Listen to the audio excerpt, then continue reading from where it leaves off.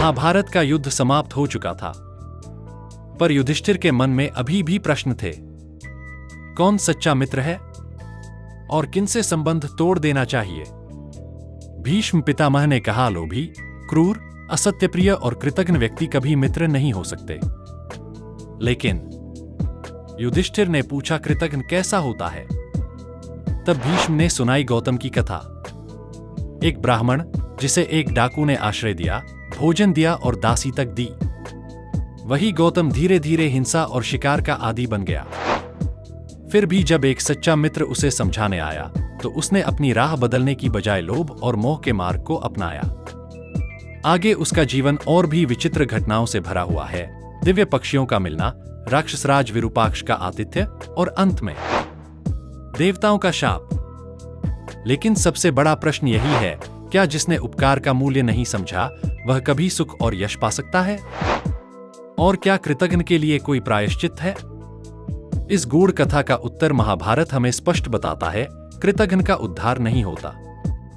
इसलिए मित्र हमेशा सोच समझकर चुनें, क्योंकि वही आपके भाग्य की दिशा तय करते हैं। युद्धोत्तर महाभारत।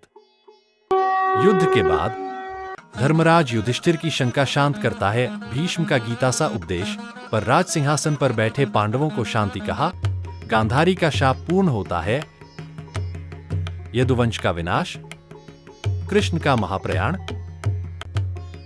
परीक्षित का जन्म और फिर धरती से विरक्त पांडव, हिमालय की राह पर अंतिम यात्रा। यह है युद्धोत्तर महाभारत, जहां संघर्षों के बाद भी धर्म की यात्रा अनंत और प्रकाशमयी है। यह है युद्धोत्तर महाभारत, जहां विजय केवल युद्ध की नहीं, आत्मा की शांति और धर्म की खोज है। यह है युद्धोत्तर महाभारत, जहां अंत नहीं बल्कि धर्म की अनंत यात्रा का आरंभ है। ओम नमो नारायणाय। श्री हरि श्री महर्षि वेद व्यास प्रणीत महाभारत पंचम खंड शांति पर्व, गीता प्रेस, गोरखपुर। हरि बोल। युद्धोत्तर महाभारत शांति पर्व, अध्याय 168। मित्र बनाने एवं न बनाने योग्य पुरुषों के लक्षण तथा कृतघ्न गौतम की कथा का आरंभ। युधिष्ठिर ने कहा, कौरवकुल की प्रीति बढ़ाने वाले महाज्ञानी पितामह, मैं प्रश्न आपके सामने उपस्थित कर रहा हूं। मेरे उन प्रश्नों का विवेचन कीजिए। कुछ सौम्य स्वभाव के मनुष्य कैसे होते हैं? किनके साथ प्रेम करना उत्तम होता है? वर्तमान और भविष्य में कौन से मनुष्य उपकार करने में समर्थ होते हैं? उन सबका मुझसे वर्णन कीजिए। मेरी तो यह धारणा है कि जिस स्थान पर सुहृद खड़े होते हैं वहां न तो प्रचुर धन काम दे सकता है और न संबंधी तथा बंधु बांधव ही ठहर सकते हैं। हित की बात सुनने वाला सुहृद दुर्लभ है तथा हितकारी सुहृद भी दुर्लभ ही है। धर्मात्माओं में श्रेष्ठ पितामह, इन सब प्रश्नों का आप विशद विवेचन कीजिए। भीष्म ने कहा, राजा युधिष्ठिर, किनके साथ संधि, मित्रता करनी चाहिए और किनके साथ नहीं, यह बात मैं तुम्हें ठीक ठीक बता रहा हूं। तुम सब कुछ ध्यान देकर सुनो।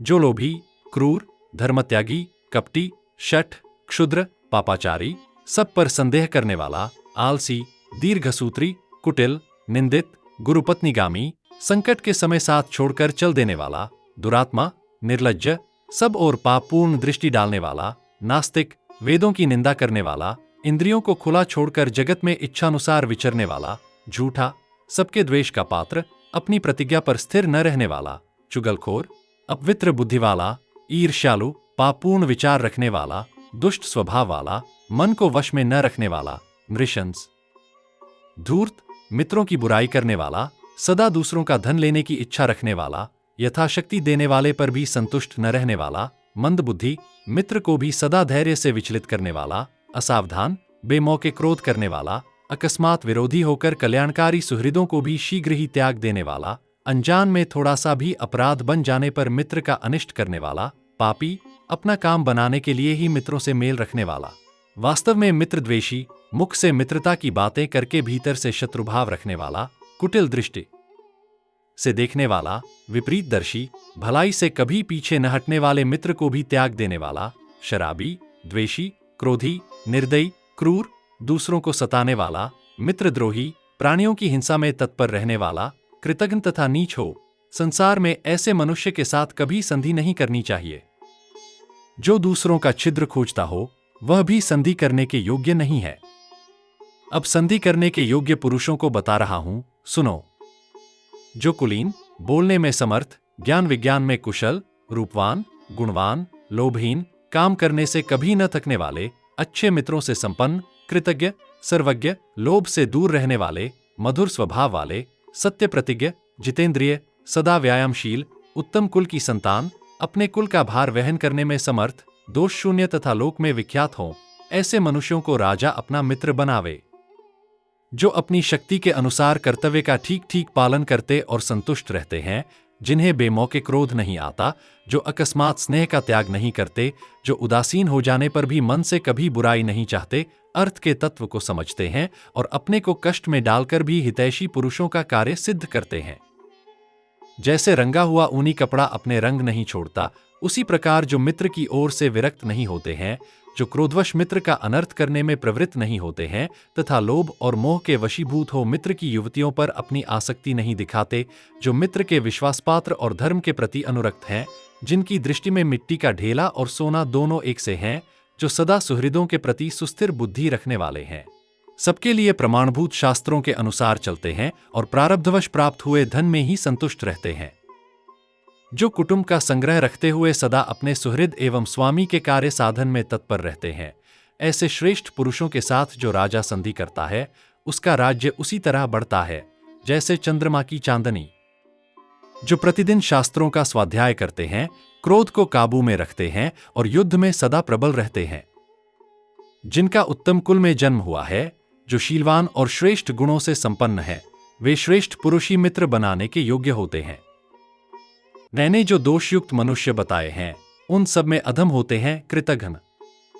वे मित्रों की हत्या तक कर डालते हैं। ऐसे दुराचारी नराधमों को दूर से ही त्याग देना चाहिए। यह सबका निश्चय है। युधिष्ठिर ने कहा, पितामह, आपने जिसे मित्रद्रोही और कृतघ्न कहा है, उसका यथार्थ इतिहास क्या है? यह मैं विस्तार पूर्वक सुनना चाहता हूं, आप कृपा करके मुझे बताइए। भीष्म ने कहा, नरेश्वर, मैं प्रसन्नतापूर्वक तुम्हें एक पुराना इतिहास बता रहा हूं। यह घटना उत्तर दिशा में म्लेच्छों के देश में घटित हुई थी। मध्य देश का एक ब्राह्मण, जिसने वेद बिल्कुल नहीं पढ़ा था, कोई संपन्न गांव देखकर उसमें भीख मांगने के लिए गया। उस गांव में एक धनी डाकू रहता था, जो समस्त वर्णों की विशेषता का जानकार था। उसके हृदय में ब्राह्मणों के प्रति भक्ति थी। वह सत्य प्रतिज्ञ और दानी था। ब्राह्मण ने उसी के घर जाकर भिक्षा के लिए याचना की। दस्यु ने ब्राह्मण को रहने के लिए एक घर देकर वर्ष भर निर्वाह करने के योग्य अन्न की भिक्षा का प्रबंध कर दिया, उपयुक्त नया वस्त्र दिया और उसकी सेवा में एक युवती दासी भी दे दी, जो उस समय पति से रहित थी। राजन, दस्यु से ये सारी वस्तुएं पाकर ब्राह्मण मन ही मन बड़ा प्रसन्न हुआ और उस सुंदर गृह में दासी के साथ आनंदपूर्वक रहने लगा। वह दासी के कुटुंब के लिए कुछ सहायता भी करने लगा। ब्राह्मण ने भील के उस समृद्धिशाली भवन में अनेक वर्षों तक निवास किया। उसका नाम गौतम था। उसने बाण चलाकर लक्ष्य भेदने का वहां बड़े यत्न के साथ अभ्यास किया। राजन, गौतम भी दस्युओं की तरह प्रतिदिन जंगल में सब ओर घूम फिर कर हिंसा करता, निर्दयी होकर प्राणियों के वध में लिप्त रहता और घृणाहीन बन गया। गौतम की कथा। गौतम हंसों का शिकार करने लगा। वह हिंसा में बड़ा प्रवीण था। उसमें दया नहीं थी और वह सदा प्राणियों को मारने की ताक में लगा रहता था। डाकुओं के संपर्क में रहने से गौतम भी उन्हीं के समान पूरा डाकू बन गया। डाकुओं के गांव में सुखपूर्वक रहकर प्रतिदिन बहुत से पक्षियों का शिकार करते हुए उसके कई महीने बीत गए। एक दिन कोई दूसरा ब्राह्मण उस गांव में आया। उसने जटा, वल्कल और मृगचर्म धारण किया हुआ था। वह स्वाध्यायपरायण, पवित्र, विनयी, नियम से भोजन करने वाला, ब्राह्मण भक्त तथा वेदों का पारंगत विद्वान था। वह ब्रह्मचारी ब्राह्मण गौतम के ही गांव का निवासी और उसका परमप्रिय मित्र था। घूमता हुआ वह डाकुओं के उसी गांव में जा पहुंचा जहां गौतम निवास करता था।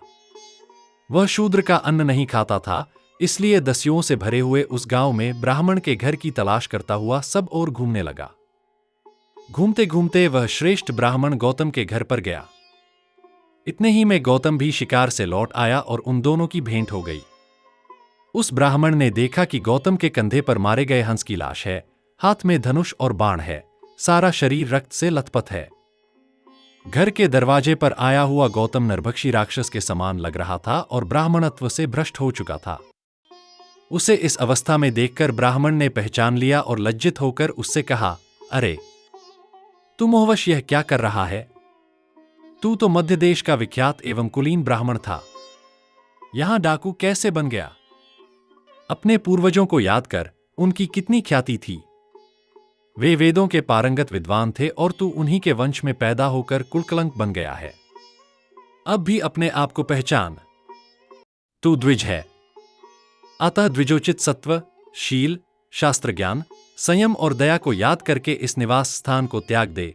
हितैषी मित्र की बात सुनकर गौतम आर्त होकर बोला, द्विजश्रेष्ठ, मैं निर्धन हूं और वेदों को भी नहीं जानता, अतः मुझे धन कमाने के लिए यहां आया हुआ समझो। आपके दर्शन से मैं कृतार्थ हो गया हूं। अब रात भर यहीं ठहरिए, कल सवेरे हम दोनों साथ चलेंगे। वह ब्राह्मण दयालु था, इसलिए गौतम के अनुरोध से वहीं ठहर गया, किंतु वहां की किसी वस्तु को उसने छुआ भी नहीं। यद्यपि वह भूखा था और भोजन करने के लिए गौतम ने बहुत आग्रह किया, तो भी उसने वहां का अन्न ग्रहण नहीं किया। भीष्म जी कहते हैं, जब रात बीती और सबेरा हुआ, तब वह श्रेष्ठ ब्राह्मण वहां से चला गया और गौतम भी घर छोड़कर समुद्र की ओर चल दिया। रास्ते में उसने देखा कि समुद्र के पास कुछ व्यापारी वैश्य ठहरे हुए हैं। वह उनके दल के साथ हो लिया और समुद्र की ओर बढ़ चला। उनका महान दल एक पर्वत की गुफा में डेरा डाले था। तभी एक मतवाले हाथी ने उन पर आक्रमण कर दिया। उस दल के अधिकांश मनुष्य मारे गए। गौतम किसी तरह उस भय से छूट गया, परंतु घबराहट में यह तय न कर सका कि किस दिशा में जाए। प्राण बचाने के लिए वह उत्तर दिशा की ओर भागा। व्यापारियों के दल का साथ छूट गया, अतः वह अकेला ही उस वन में विचरने लगा, मानो कोई किंपुरुष घूम रहा हो। फिर उसे समुद्र की ओर जाने वाला एक मार्ग मिला और उसी पर चलकर वह एक दिव्य और रमणीय वन में पहुंचा। वहां सभी वृक्ष सुंदर फूलों से सुशोभित थे। सभी ऋतुओं में फूलने फलने वाले आम्र वृक्षों की पंक्तियां वहां की शोभा बढ़ा रही थीं। यक्ष और किन्नरों से सेवित वह प्रदेश नंदनवन के समान मनोरम लग रहा था। शाल, ताल, तमाल, काले अगुरु और श्रेष्ठ चंदन के वृक्ष उस वन को सुशोभित कर रहे थे। वहां के रमणीय और सुगंधित प्रदेशों में चारों ओर उत्तम पक्षी कलरव कर रहे थे। कहीं मनुष्य मुख वाले भारुंड नामक पक्षी बोलते थे, कहीं समुद्र तट और पर्वतों पर रहने वाले भूलिंग और अन्य पक्षी चहचहा रहे थे। उनके मधुर और मनोहर कलरव सुनता हुआ गौतम आगे बढ़ता गया। तब उसने एक स्थान देखा जो सुवर्णमय बालुका से भरा था, समतल और स्वर्गीय भूमि के समान सुंदर था।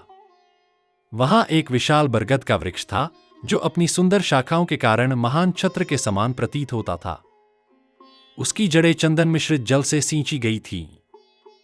ब्रह्मा जी की सभा के समान शोभा पाने वाला वह वृक्ष दिव्य पुष्पों से सुशोभित था। उस परम उत्तम मनोरम वटवृक्ष को देखकर गौतम को बड़ी प्रसन्नता हुई। वह पवित्र देवगृह के समान सुंदर और खिले हुए वृक्षों से घिरा हुआ था। उस वृक्ष के पास जाकर वह बड़े हर्ष के साथ उसके नीचे छाया में बैठा। कुंती नंदन, गौतम के वहां बैठते ही फूलों का स्पर्श करके सुंदर मन सुगंध वायु चलने लगी, जो बड़ी ही सुखद और कल्याणप्रद जान पड़ती थी। नरेश्वर, वह गौतम के संपूर्ण अंग को आह्लाद प्रदान कर रही थी। उस पवित्र वायु का स्पर्श पाकर गौतम को बड़ी शांति मिली। वह सुख का अनुभव करता हुआ वहीं लेट गया। उधर सूर्य भी डूब गया। तदंतर सूर्य के अस्ताचल को चले जाने के पश्चात संध्याकाल उपस्थित होने पर ब्रह्मलोक से वहां एक श्रेष्ठ पक्षी आया। वह वृक्ष ही उसका घर या वासस्थान था। वह महर्षि कश्यप का पुत्र और ब्रह्मा जी का प्रिय सखा था। उसका नाम था नाड़ीजंग। वह बगुलों का राजा और महाबुद्धिमान था। वह अनुपम पक्षी इस भूतल पर राजधर्मा के नाम से विख्यात था। देवकन्या से उत्पन्न होने के कारण उसके शरीर की कांति देवता के समान थी। वह बड़ा विद्वान था और दिव्य तेज से संपन्न दिखाई देता था। उसके अंगों में सूर्यदेव की किरणों के समान चमकीले आभूषण शोभा देते थे। वह देवकुमार अपने सभी अंगों में विशुद्ध एवं दिव्य आभरणों से विभूषित हो दिव्य दीप्ति से देदीप्यमान होता था। उस पक्षी को आया देख गौतम आश्चर्य से चकित हो उठा।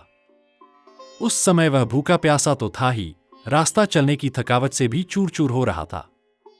अतः राजधर्मा को मार डालने की इच्छा से उसकी ओर देखा।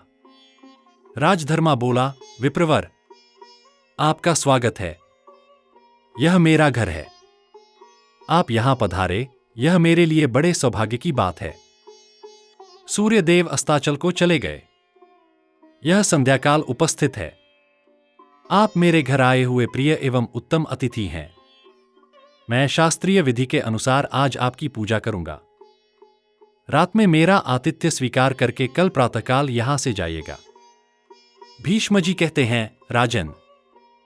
पक्षी की वह मधुर वाणी हुआ। वह कौतूहलपूर्ण दृष्टि से राजधर्मा की ओर देखने लगा। राजधर्मा बोला, द्विजश्रेष्ठ, मैं महर्षि कश्यप का पुत्र हूं। मेरी माता दक्ष प्रजापति की कन्या है। आप गुणवान अतिथि हैं, मैं आपका स्वागत करता हूं। भीष्म जी कहते हैं, युधिष्ठिर। ऐसा कहकर राजधर्मा ने शास्त्रीय विधि के अनुसार गौतम का सत्कार किया। शाल के फूलों का आसन बनाकर उसे बैठने के लिए दिया। राजा भगीरथ के रथ से आक्रांत हुए जिन भूभागों में श्री गंगा जी प्रवाहित होती हैं, वहां गंगा जी के जल में जो बड़े बड़े मत्स्य विचरते हैं, उन्हीं में से कुछ मत्स्यों को लाकर राजधर्मा ने गौतम के लिए भोजन की व्यवस्था की। कश्यप के उस पुत्र ने अग्नि प्रज्वलित कर दी और मोटे मोटे मत्स्य लाकर अपने अतिथि गौतम को अर्पित कर दिए।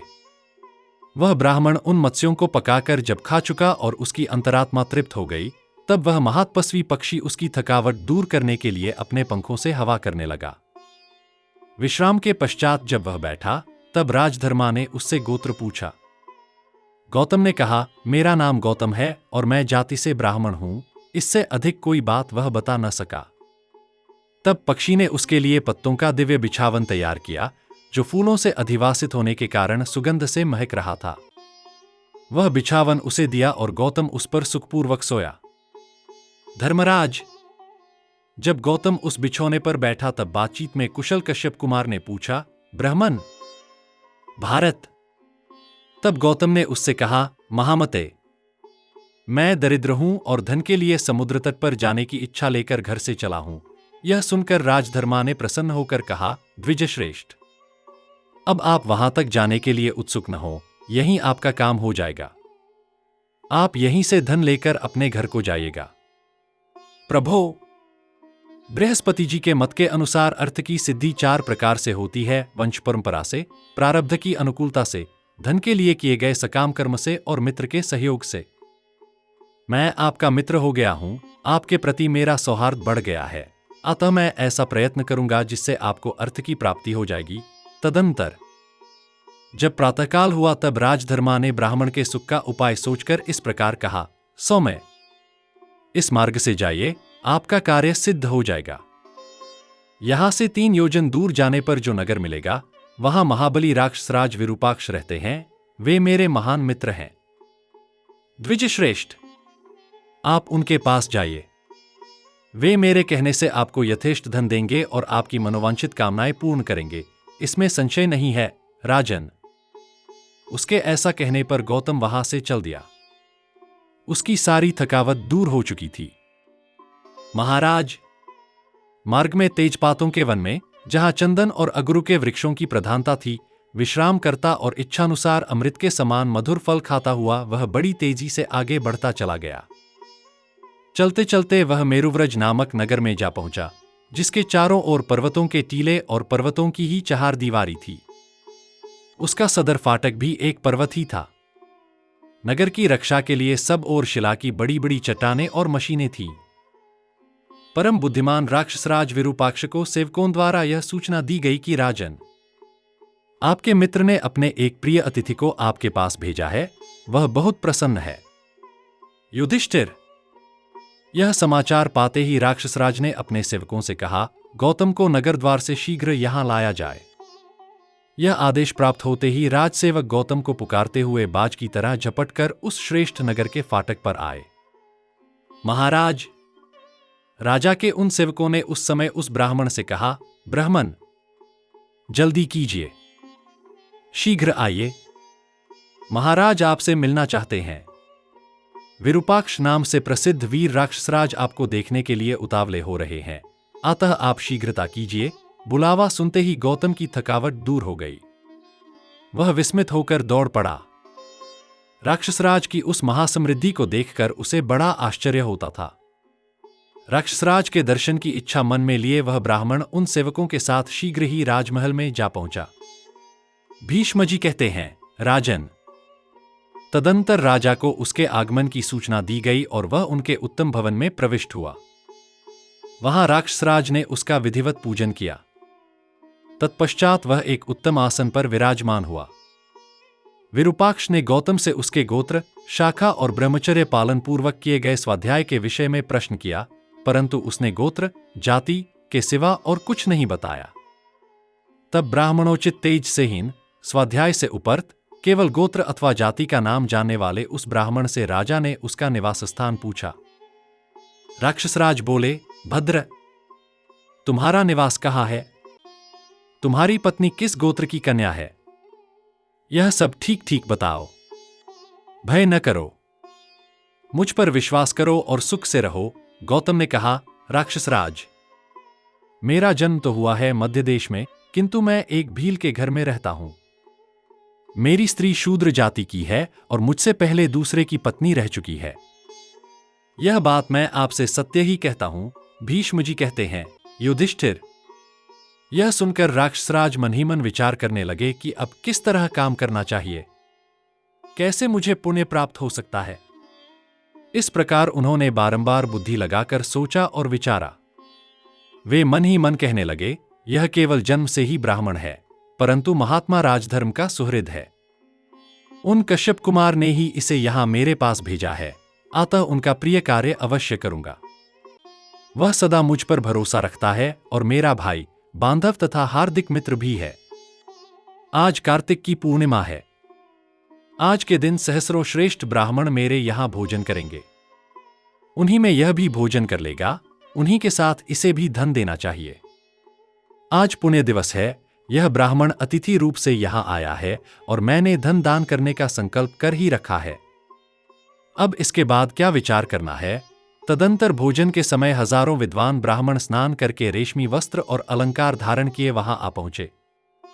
विरूपाक्ष ने वहां पधारे हुए उन श्रेष्ठ ब्राह्मणों का शास्त्रीय विधि के अनुसार यथायोग्य स्वागत सत्कार किया। भरत श्रेष्ठ, राक्षसराज की आज्ञा से सेवकों ने जमीन पर उनके लिए कुश के सुंदर आसन बिछा दिए। राजा के द्वारा सम्मानित वे श्रेष्ठ ब्राह्मण जब उन आसनों पर विराजमान हो गए, तब विरूपाक्ष ने तिल, कुश और जल लेकर उनका विधिवत पूजन किया। उनमें विश्वेदेवों, पितरों तथा अग्निदेव की भावना करके उन सबको चंदन लगाया, फूलों की मालाएं पहनाई और सुंदर रीति से उनकी पूजा की।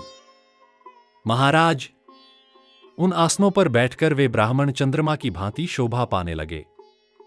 तत्पश्चात उसने हीरों से जड़ी हुई सोने की स्वच्छ सुंदर थालियों में घी से बने हुए मीठे पकवान परोसकर उन ब्राह्मणों के आगे रख दिए।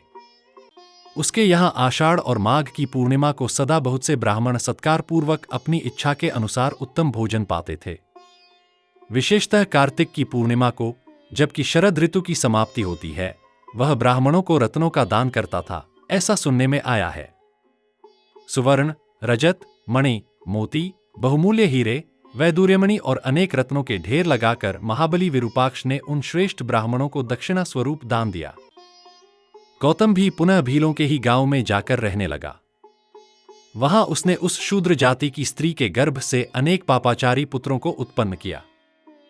तब देवताओं ने गौतम को महान शाप देते हुए कहा, यह पापी कृतघ्न है और दूसरा पति स्वीकार करने वाली शूद्र जातीय स्त्री के गर्भ से बहुत दिनों से संतान पैदा करता आ रहा है। इस पाप के कारण यह घोर नरक में पड़ेगा। भारत, यह सारा प्रसंग पूर्वकाल में मुझसे महर्षि नारद ने कहा था। भरत श्रेष्ठ, इस महान आख्यान को याद करके मैंने तुम्हारे समक्ष सब यथार्थ रूप से कहा है। कृतघ्न को कैसे यश प्राप्त हो सकता है? उसे कैसे स्थान और सुख की उपलब्धि हो सकती है? कृतघ्न विश्वास के योग्य नहीं होता। कृतघ्न के उद्धार के लिए शास्त्रों में कोई प्रायश्चित नहीं बताया गया है। मनुष्य को विशेष ध्यान देकर मित्रद्रोह के पाप से बचना चाहिए। मित्रद्रोही मनुष्य अनंत काल के लिए घोर नरक में पड़ता है। प्रत्येक मनुष्य को सदा कृतज्ञ होना चाहिए और मित्र की इच्छा रखनी चाहिए, क्योंकि मित्र से सब कुछ प्राप्त होता है। मित्र के सहयोग से सदा सम्मान की प्राप्ति होती है। मित्र की सहायता से भोगों की भी उपलब्धि होती है और मित्र द्वारा मनुष्य आपत्तियों से छुटकारा पा जाता है। अतः बुद्धिमान पुरुष उत्तम सत्कारों द्वारा मित्र का पूजन करे। जो पापी, कृतघ्न, निर्लज्ज, मित्रद्रोही, कुलांगार और पापाचारी हो, ऐसे अधम मनुष्य का विद्वान पुरुष सदा त्याग करे। धर्मात्माओं में श्रेष्ठ युधिष्ठिर, इस प्रकार यह मैंने तुम्हें पापी, मित्रद्रोही और कृतघ्न पुरुष का परिचय दिया है। अब और क्या सुनना चाहते हो? वैशंपायन जी कहते हैं, जन्मेजय, महात्मा भीष्म का यह वचन सुनकर राजा युधिष्ठिर मन ही मन बड़े प्रसन्न हुए। युद्धोत्तर महाभारत। युद्ध के बाद धर्मराज युधिष्ठिर की शंका शांत करता है। भीष्म का गीता सा उपदेश पर राज सिंहासन पर बैठे पांडवों को शांति कहा। गांधारी का शाप पूर्ण होता है। यदुवंश का विनाश, कृष्ण का महाप्रयाण, परीक्षित का जन्म और फिर धरती से विरक्त पांडव, हिमालय की राह पर अंतिम यात्रा। यह है युद्धोत्तर महाभारत, जहां संघर्षों के बाद भी धर्म की यात्रा अनंत और प्रकाशमयी है। यह है युद्धोत्तर महाभारत, जहां विजय केवल युद्ध की नहीं, आत्मा की शांति और धर्म की खोज है। यह है युद्धोत्तर महाभारत, जहां अंत नहीं, बल्कि धर्म की अनंत यात्रा का आरंभ है। ओम नमो नारायणाय। श्री हरि श्री महर्षि वेद व्यास प्रणीत महाभारत पंचम खंड शांति पर्व, गीता प्रेस, गोरखपुर। हरि बोल।